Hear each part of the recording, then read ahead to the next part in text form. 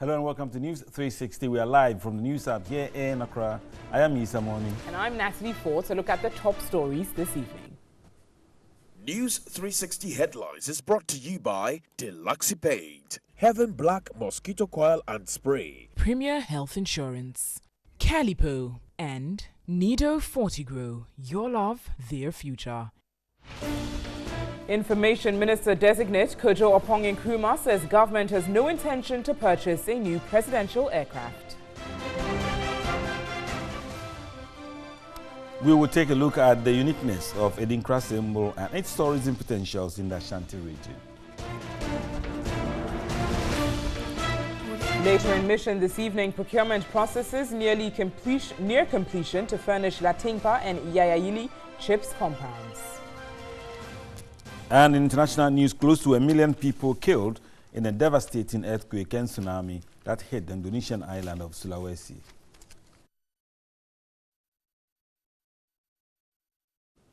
We have all the details, including sports and entertainment, coming up live on News 360 tonight. Remember, the news is also live on Channel 279 on DSTV.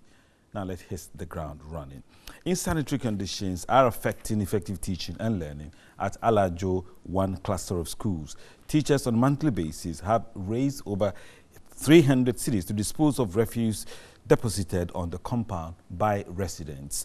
Peter Kwadato reports students and pupils share a stinking public toilet located in the school premises with residents.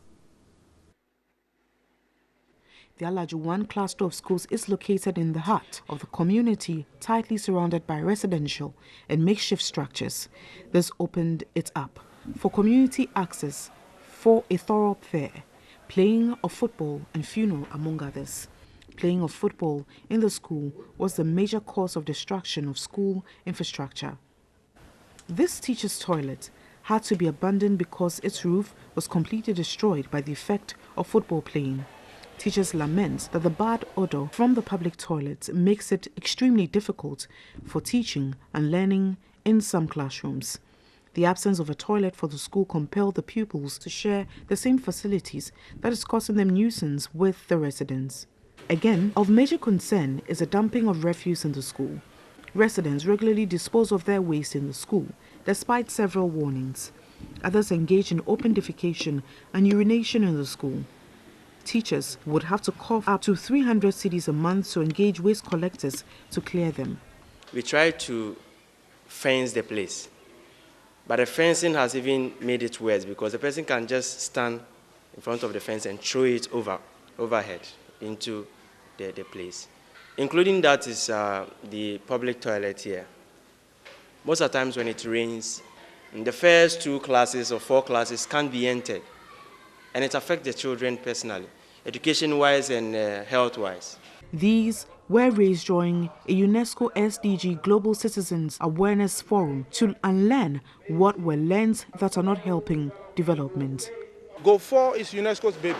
And at the moment, we are doing regional sensitization on SDG 4 and how it gets implemented in member states. National Youth Coordinator at the NAT headquarters, Thomas Musa, explained the role of teachers in the attainment of the SDGs. NAT is ready to partner the government, as indicated in Article 3 of our Constitution, to ensure that all the policies and other developmental issues with respect to the nations are implemented. Genevieve Day is the head teacher of Alajo 1 basic schools. I think the UNESCO NAT should come together and then they should educate, and not to be only on a pilot program. They should educate everybody and all children involved. I think we can build our nation. Let's stay on education, as teaching and learning at Jechi DA1 primary school in the Busum Trade District is expected to improve. This follows the provision of a new primary and kindergarten block for the school after several appeals. Here's reports by Ibrahim Abubakar. The deplorable state of the Jechi DA1 primary school was hampering effective teaching and learning. Classroom activities had to come to a halt whenever it threatens to rain due to leakage on the roofs. The weak nature of the classroom blocks was a threat to the lives of pupils and teachers. The kindergarten pupils were studying under tree due to the absence of a classroom for them. After several appeals to authorities, government has put up a 6-unit block for the primary and a 2-unit block for the kindergarten pupils.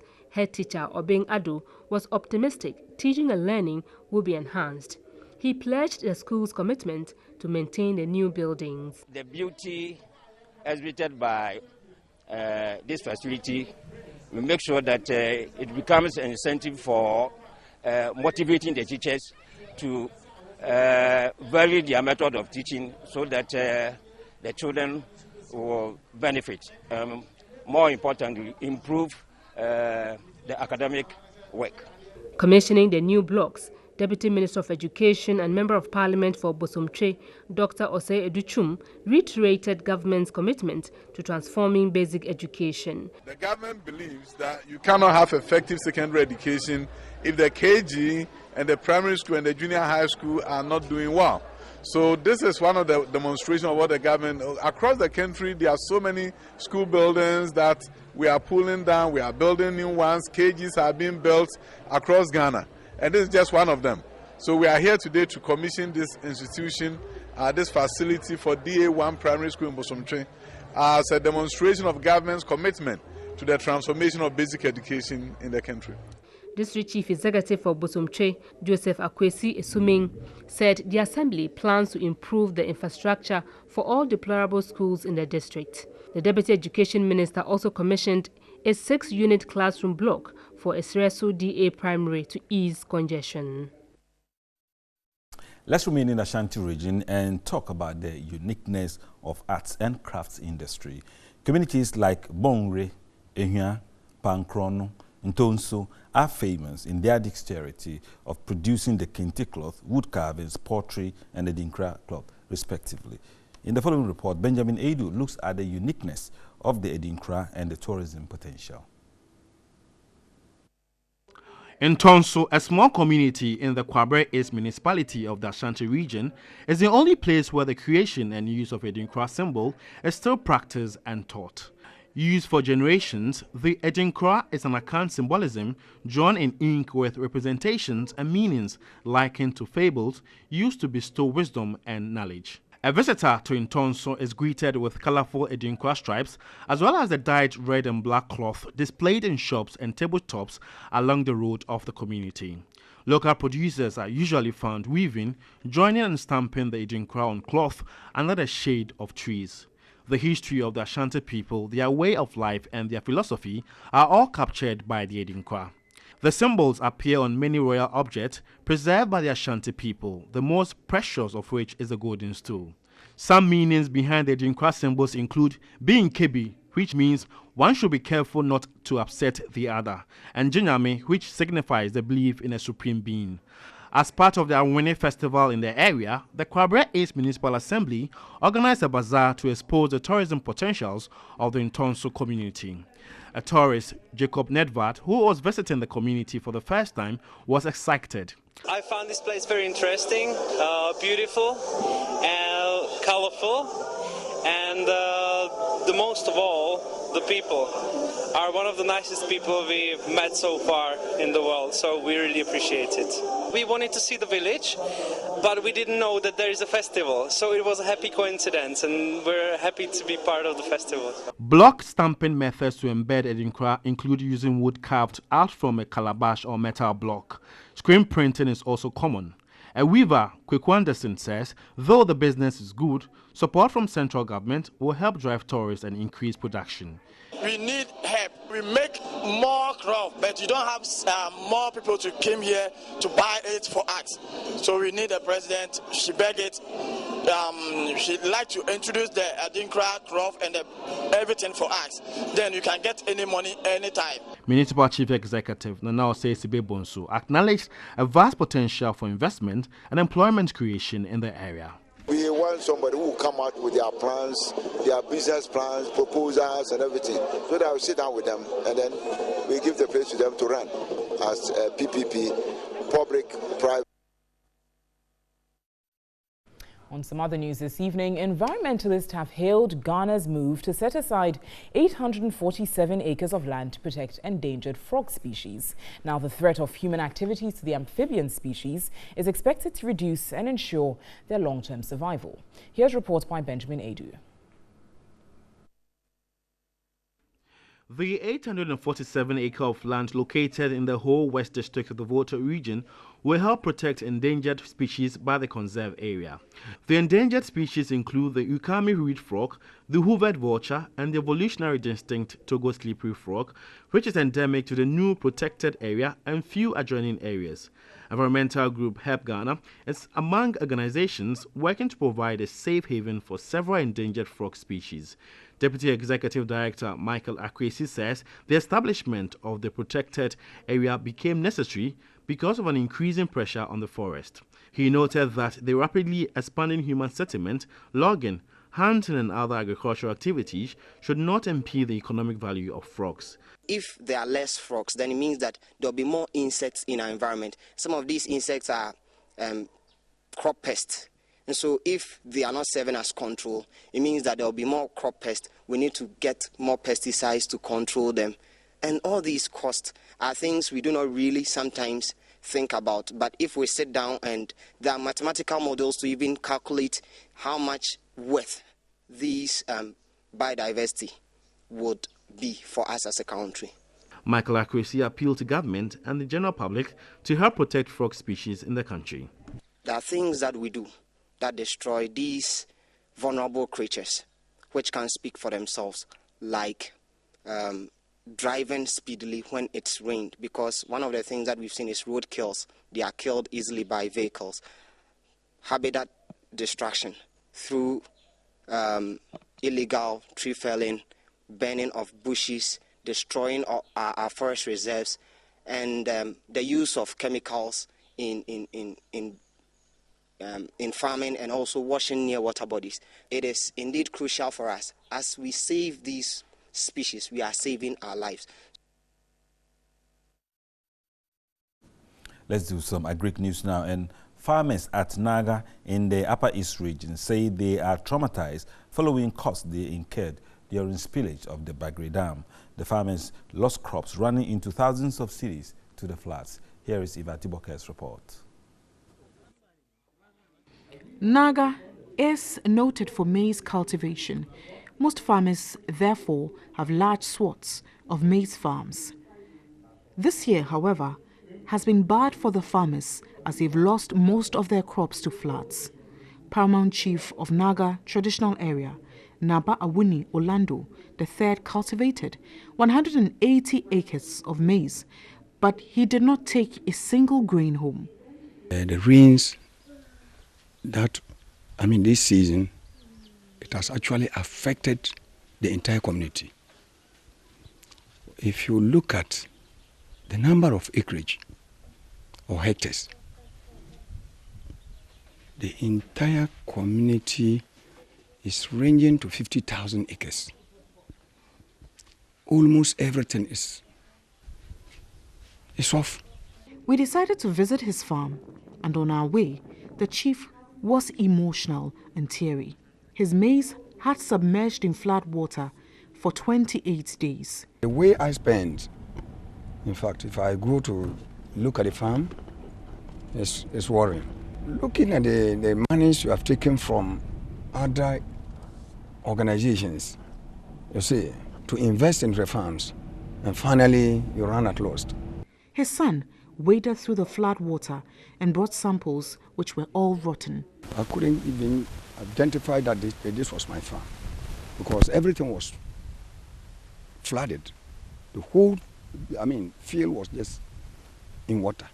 Daniel also cultivated 120 acres of maize and also lost all to the floods. Head of Programs and Advocacy for the Peasant Farmers Association, Charles Kowe Nyaba, has been assessing the extent of damage from the devastating floods. Charles Kowe Nyaba is worried about food security. In the first place, this maize, you see, when I touch it like this, you see, it's rotten. It's rotten. And then you can see molds and other things developing. and some parts, the maize are even germinating. He wants support for the farmers ahead of the next planting season, while advocating for large dams in the Upper East and Northern regions to collect water from upstream Bagri Dam. Now, roads linking communities to the Ankase Methodist Hospital in the Efija-Kwabre district of the Ashanti region are in a deplorable state. The bumpy nature of the roads lead avoidable complications and deaths, according to hospital authorities. 15 out of 63 deaths recorded in the facility by mid-2018 has been attributed to the poor state of the road. Here's reports by Ibrahim Abubakar. The Ankase Methodist Hospital is the only referral center for all health facilities in the Efija-Kwabre district. The hospital serves over 150,000 residents and recalls an average of 250 outpatient attendants. But the road linking communities to the facility is in a sorry state. Medical superintendent of the hospital, Dr. Seth C., is worried about the number of deaths due to the nature of the road. Instances, the patient will be brought in there. You see, a pregnant woman, she will come, she's already bleeding profusely, almost at the point of death.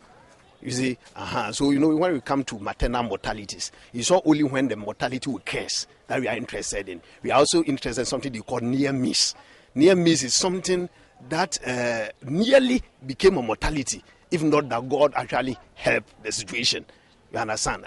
Or for some reason, we just try to do some interventions, and then it happened that particular patient survived.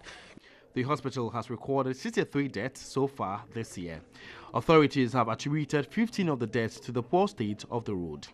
3 maternal mortalities in 2018 have also been attributed to delays in getting patients to the facility. Meanwhile, the hospital has constructed a new OPD complex and diagnostic center to ease congestion and enhance healthcare delivery. The 1.5 million city complex comes with 2 fully equipped theaters and an emergency unit.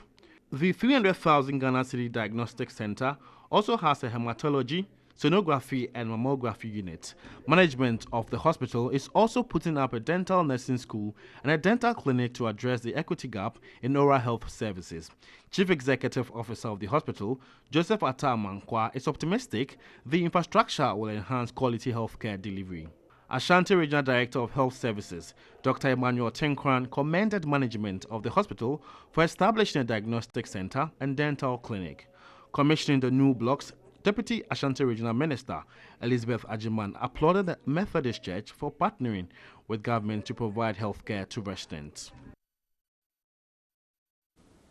Let's move from Ankase to Accra. And here the Minister of Information designate Kojo Oppong-Nkrumah has indicated government has no intention to purchase a new presidential aircraft.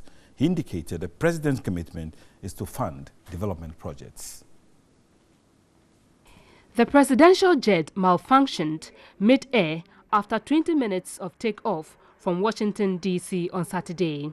The aircraft had to fly around a number of times to burn fuel before being assisted to land. After about 20 minutes into the flight from Washington to Accra, the aircraft developed a challenge with one of its engines, and the pilot informed the passengers, including the president, accordingly. A decision was made to land the aircraft in Washington Dulles Airport, but it first required about 1 hour of flight to dispose of some of the fuel that was on board. Subsequently, the flight landed safely at Dulles Airport in Washington, and the president and his delegation got on a commercial flight, a South African Airways flight, and arrived in Accra at 8 a.m. this morning. Kojo Oppong-Nkrumah indicated the presidential jet is well maintained. The presidential jet returned very recently from its maintenance and servicing schedule, so it's been maintained and serviced in accordance with its schedule. There's no challenge with that one. I haven't spoken to the president about whether or not he intends to buy a new jet, but I can tell you the man I know who is still using his own private vehicle even for official travels, this is not a matter on his card. It's not a matter on his itinerary to buy a new jet. There are a number of other major national priorities which are on our agenda, some of which we've been talking about, funding our development programs, etc. This is not a priority on the president's agenda. At the UN General Assembly meeting, President Akufo-Addo signed an agreement with the UN organization for the construction of affordable housing in the country.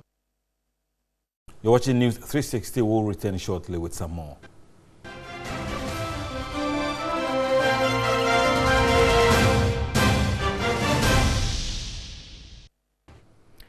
Welcome back to News 360. Let's now get into our mission segment, which is brought to you by Star Ghana with support from UK Aid, Danida and the European Union.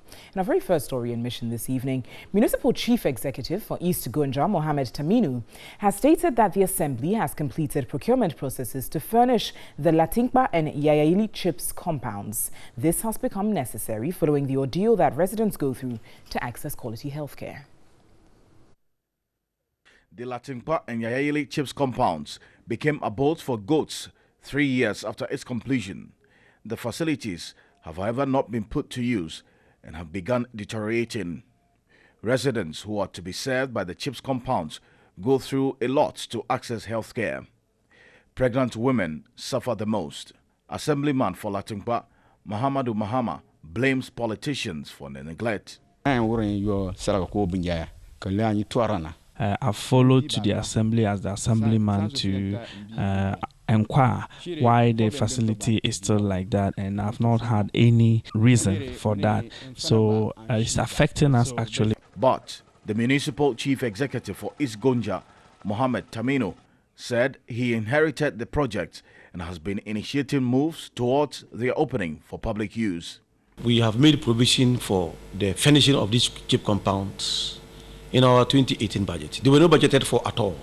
So I did that, and we have finished with the procurement processes, and the supplier is is almost ready to supply these equipments. You find one or two of the chip compounds in a bad state.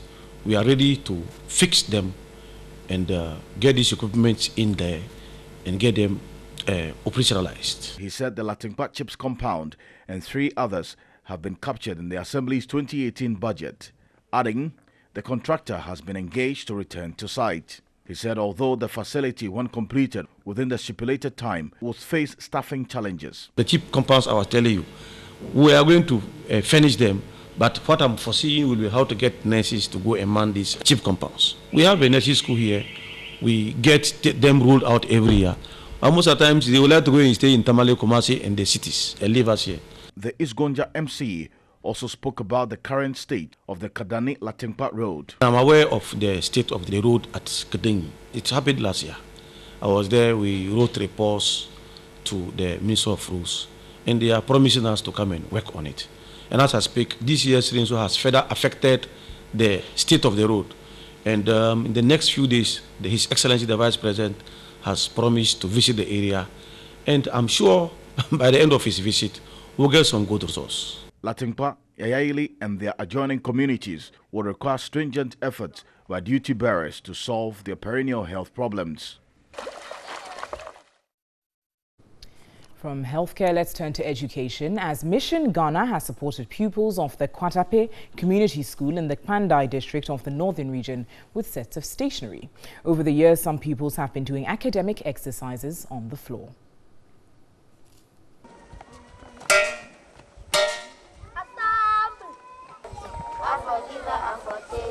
Forever and for Keshi, forever and for Kinga, forever and ever. Amen. The Kwatape Community School has been facing challenges since its inception a decade ago. The school, for instance, has no supply of teaching and learning materials. Community teachers here do their best to provide tuition for the pupils until 3 of them abandoned their post for farming because payment of 10 cedis school fees per term is not regular. They are all farmers, and nowadays how to get money, their yams are not buying. Because of that, how to pay their school fees is difficult. They decided to withdraw some of our students from the school, that they can't pay their school fees. That is why the number has decreased again. Parents cannot also afford their children's school needs. This compels some children to write on the floor. Pupils in the upper primary use one exercise book for all 3 subjects taught them. The number of subjects taught is limited to English, mathematics, and integrated science because there are no teachers and teaching aides. After TV3 aired their plight, a philanthropist who preferred to be anonymous presented teaching and learning materials to TV3 Mission to be distributed to the pupils. The stationery has solved part of the school's challenges and their teacher is thankful. Praise TV3 mission for a good work done. This is a gift from TV3. Thank you, TV3. Today we are happy. We have a gift from TV3. So we are praying for them to still concentrate on what they are doing and still help us. We know they didn't finish all our challenges, but what they give it to us, we are happy about it. So we thank you very much. God bless you people. The Kwatape Community School is not the only educational facility in the Tengleto electoral area, but for proximity, it's an option for many pupils. We're glad to have supported and call on you to support us as well. And that's how we wrap up our mission segment this evening. It's brought to you by Star Ghana with support from UK Aid, Danida and the European Union.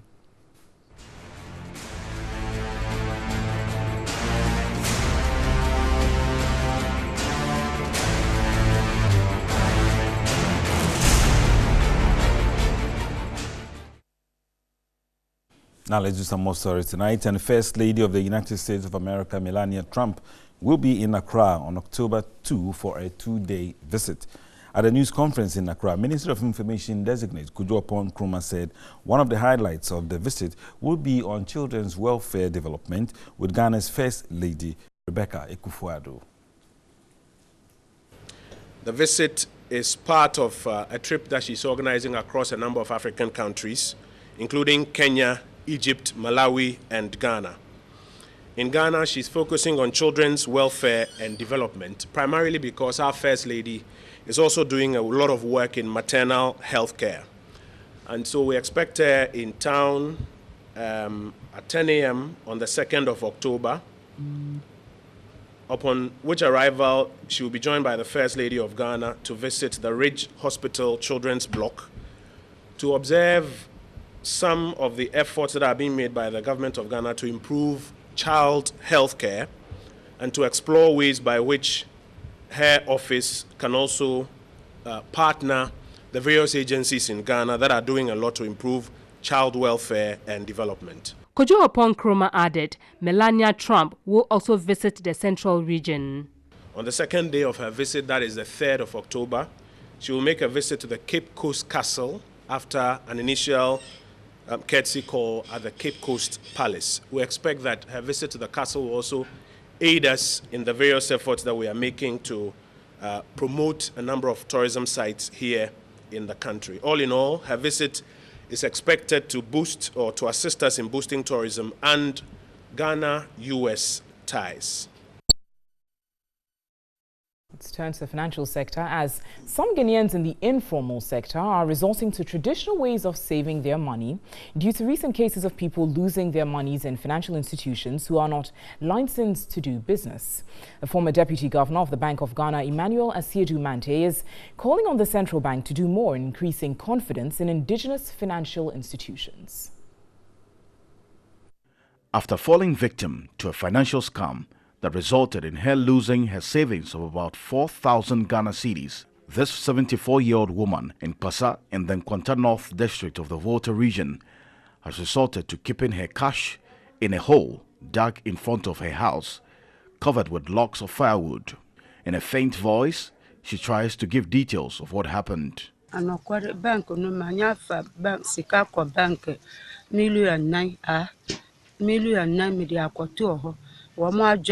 The money is savings from her water business over a 4-year period.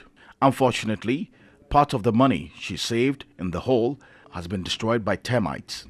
And then I say rural bank for and I use say Mbefa kwatu ho no ma yisikanu na mo adina yisikanu and ma dwana ko duru wo mo. As extreme as some may describe this act, others say it is a clear reflection of the dwindling confidence in financial institutions in the country, and this woman is not alone. Some of the savings and loans companies are said to be in a sorry financial state as a result of the panic withdrawals that has hit most of them. According to the governor of the Bank of Ghana, savings and loans companies that are in serious financial distress would soon be shut down. Now we have to be careful because the deposits of these savings and loans institutions are not insured.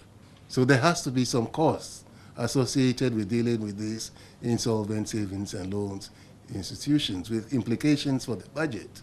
Despite these issues, the Ghana Association of Savings and Loans Companies is assuring clients and the general public that the sector is still robust.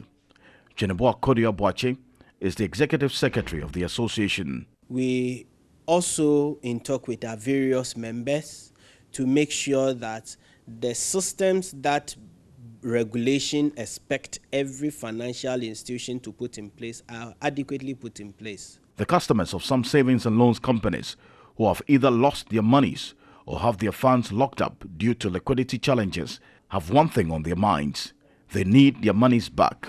The rural and community banks have also not been spared of the challenges in the financial sector. Managing Director of ARB Apex Bank, Kojo Mata, admits much more needs to be done to address these challenges. We just need to have a strong regulatory environment, and whatever the penalties are should be meted out to people who fall foul of the law. A former Deputy Governor of the Bank of Ghana, Emmanuel Esiedu Mante, cautions banking thrives on confidence, and if nothing is done to restore the dwindling confidence in the financial sector, the ripple effect on the economy will be dire. When people start losing confidence in banks, that's where the crisis starts. Then they withdraw their deposits. And a bank works on deposits. If people lose confidence, they are not going to put their money in there. They're going to put their money at homes and under their beds and so on. And you don't want that. And now, the Minister of Environment, Science, Technology and Innovation, Professor Frimpong Boateng, says Ghana's poverty level is as a result of lack of application of technology. He says leveraging science and technology and mainstreaming research for development is the panacea for accelerated growth. Here is Benjamin Edu's report. Professor Frimpong Boateng was speaking at the 5th International Conference on Applied Sciences and Technology. It was organized by the Kumasi Technical University under the theme Skills Acquisition and Job Creation through Science, Technology and Innovation for National Development. The minister announced the establishment of a Presidential Advisory Council on a Science and Technology Innovation Fund to support research and development for accelerated economic growth. He said government is modifying the existing science policy to meet current demands. The technical universities, these are universities of applied sciences. And so we have to define yourself, tell us, and then we can help. Acting Vice-Chancellor of the Kumasi Technical University, Professor Mike Champong, said the absence of science, technology and innovation retards development. Sustainable can only be created. The principle of engineering, science, technology, which is the driving force behind industrialization. Our effort to industrialize and create more jobs will only be successful if it is backed by active research and development programs. The Ashanti Regional Minister, Simon Osei-Mensah, reiterated government's commitments to address challenges facing graduate unemployment. Application of science, technology, and innovation holds the key to unlocking the potentials of nations to skills acquisition and job creation. This is because application of science, technology, and innovation will facilitate acquisition of skills and, in addition to economic entrepreneurship, to enable government deal decisively with the high level of unemployment and poverty which have engulfed our society. Former President John Dramani Mahama has chastised the Akufo-Addo government for failing to deliver on its numerous promises. He was addressing NDC delegates at Asin Fosu in the Asin North constituency of the Central Region. The former president touched on the current economic situation and increased petroleum prices.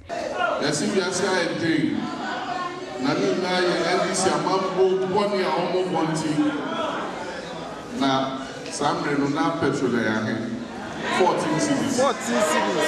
Petrol 14 cities. And then petrol is saying. He said the MPP had lied their way to power and are now unable to deliver on their promises. What you mean energy to me? And so what you mean fan and truck make and that and from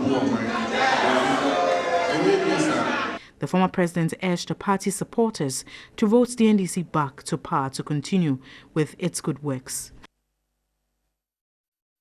Now, the Electricity Company of Ghana is recording an upsurge in meter and power theft in the Ejiso municipality of the Ashanti region. The company says it is losing revenue to organized and widespread theft despite the deployment of prepaid meters. Here's a report by Benjamin Edu. ECG loses about 20% of revenue to stealing of meters, illegal connection and fake meters in the area. The company has identified about 500 illegal connections as well as cutting of cables in the area. 2 suspects have been arrested at Ejiso after several complaints to the police about the meter theft and other illegal activities. Benjamin Okai has been sentenced to 6 months imprisonment, while Patrick Ewa is in police custody for alleged stealing of prepaid meters. The ECG has also seized 100 fake meters in the area. Technical officer at the Ejiso ECG Customer Service Center, David Nyamedo, said the situation is affecting revenue and cost of maintenance. Customers are not friendly with ECG. They thought coming to ECG to acquire from meter is difficult, so they will not come. So they will go the other way to go and pick meters. Then they will consume very high. That will let our revenue base goes up that we cannot even collect. So those are some of the negative effects that it poses on us. Area manager Jonathan Danza said the company has intensified its fight against illegal connections and other forms of electricity theft. You're watching News 360. Coming up next is the latest of news from the world of sports. Stay with us.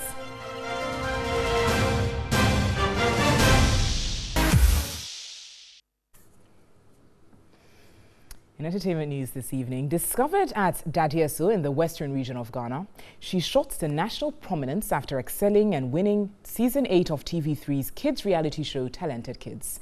DJ Switch was the toast of the 2018 Goalkeepers meeting. The Wonder Kid told Owusu performing at the global ceremony was a dream come true. The talent from Dadieso became the talk of town after opening the Bill and Melinda Gates Foundation's annual Goalkeepers event as the warm-up act to French President Emmanuel Macron. The exploit of the gifted DJ also caught many spellbound. After wowing world leaders at the Global Awards ceremony, DJ Switch touched down in Ghana on Saturday morning. Many have congratulated the winner of Talented Kids Season 8 for mastery on the turntable, total confidence, and for making Ghana proud. Charlie, you are doing really well and keep it up, okay? So she's only 10 years old and already she's doing amazing and great stuff. A young achiever, DJ Switch. Her latest exploits, she was on the world stage where she met world leaders and top entertainment and business names. And she's back here in Ghana and congrats for your exploits and keep doing what you've been doing. And I want to find out, how was the experience, 2018 Goalkeepers meeting? It was very Fanta brutal. For me being in my ghetto, rehearsing for other shows, and Goalkeepers called me to come and perform, to open the show and also close the show. In fact, when they got in, some people did not even take their seat, did not even think about they getting a seat to sit on.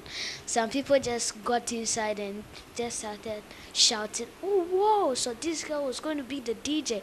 Oh wow, I thought she just came to watch the Goalkeepers with her mom." They started picking up their phones, some were standing on my right side, some were standing on my left side. They just taking a video and pictures. Just amazing, wow, amazing. Yeah. I felt great, and that also gave me the opportunity to bring out my best. People are amazed at your confidence, your age and your confidence, your attitude on stage. You don't look it. What is the secret? The secret is God. You know, whatever you do, you need to give thanks to God for giving you the life and also the energy and also the confidence, because I'll say my confidence is from God. I also saw you in a very hearty conversation with the French President Emmanuel Macron, and people were wondering, okay, so what is DJ Switch telling him, and what's this big man telling DJ Switch? What was the vibe? Okay, before I even met the president of France, Emmanuel Macron, I was done with my performance and I was going to the green room. That's where they have their rest. All of a sudden, someone stopped me and she was like, "You did a great job." And I was like, "Thank you." And I heard them saying that, "Yeah, this is the France President Emmanuel Macron. What do I do? I'm a DJ. What's my name? I'm Erica." And he asked me, do I want to go on stage with him? And I said, only on one condition. He does not ask me a question on stage. I also met the supermodel, Naomi Campbell. And how I even met her was so amazing. Some of the crew members came and told us that Naomi Campbell said she wants to take a photo with me, so I should stay. She's on her way coming. That's how I got to meet Naomi Campbell. Each of these people, I'm sure when you had a chat with them, they told you they left one word or the other. What did they tell you? That inspiring word that they left. Yeah, Naomi Campbell told me I should learn hard. I shouldn't joke with my books and all that. I should take my education very serious. Erica hasn't only blessed us, but the whole Ghana. And for such a young chap, 10 years old, to open up a show for Bill and Melinda Gates Zookeeper show and also end it. Before we went for the show, I had the message that they are not too sure whether Erica will close the show. So it will all depend on what happens after her opening of the show, because you know they are world leaders and you need not go mess up. And I realized that later they called that she would be closing the show. That means they really had fun per what she did, and they were yearning for more. I mean, I think that the showcasing of Ghana outside there has been so great, and that is a good opportunity. So cited as far as skills and then age is concerned. I don't know how we came about with this such a young chap like that. Parents should get their kids closer to them. Your kid may have had inner things that you wouldn't know. Erica didn't know she was a DJ.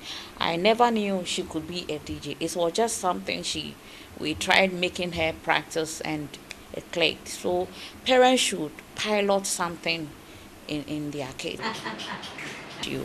We bless everybody. We thank TV3 for also their support. Yeah, I remember over the president's daughter called and he was trying to give words of encouragement that he have seen what Erica is doing. So that tells that Ghana is really supporting us. So we thank everybody for the support and prayers. I'll tell other parents out there that they should support their kids. And also, you know, we have different kind of talents. Parents should support their kids. Make sure that whatever the child does, they'll know that, yes, it's a talent. What I want to tell all kids out there is that they should take their education very serious, because if I did not go to school and I'm sitting here right now, like, will I even be fluent in this English? No. So education is the key to success. Very good. KCV. I like this. Like here, she's met Emmanuel Macron. Now let's do some other stories on entertainment now. Nostalgia filled the air as music legends Kujentri and Daddy Lumba wowed patrons of the Vodafone African Legends Night with an impressive blend of great and irresistible high-life music. The concert, which also had acclaimed hitmaker, celebrated top liners for entertaining, inspiring, imparting great experiences with their music.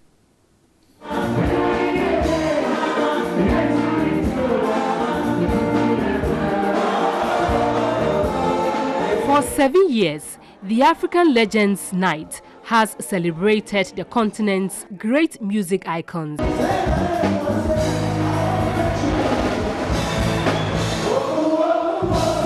Oh yeah, patrons really had a great time jamming out to Kojo Entry's iconic compositions.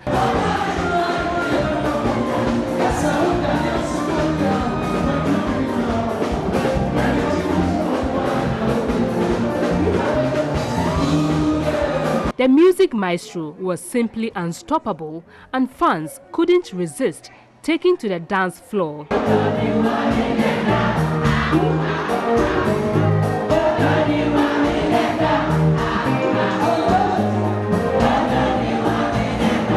African dancehall star Samini was amazing on the night. Delivering a stellar performance, the My Own composer kept the charged crowd on their feet all night long.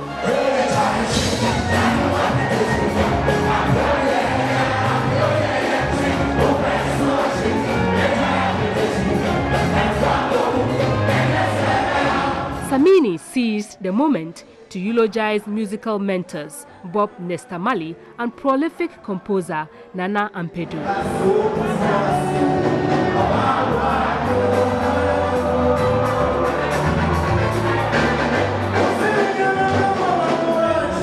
Daddy Lumba took patrons back into time, whetting their appetite with all-time hit song Abin Waha.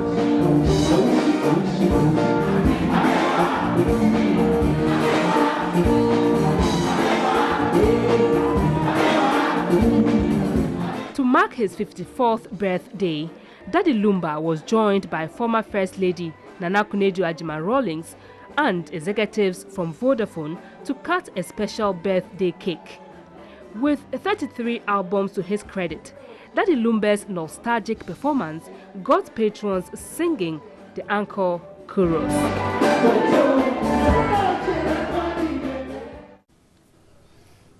All right, definitely our music. That Lumba and also Kojo Entry. Yeah. And I enjoyed some bit of Samini there. I think the music will remain great songs forever. Timeless music. Absolutely. Natalie? Yes. On that.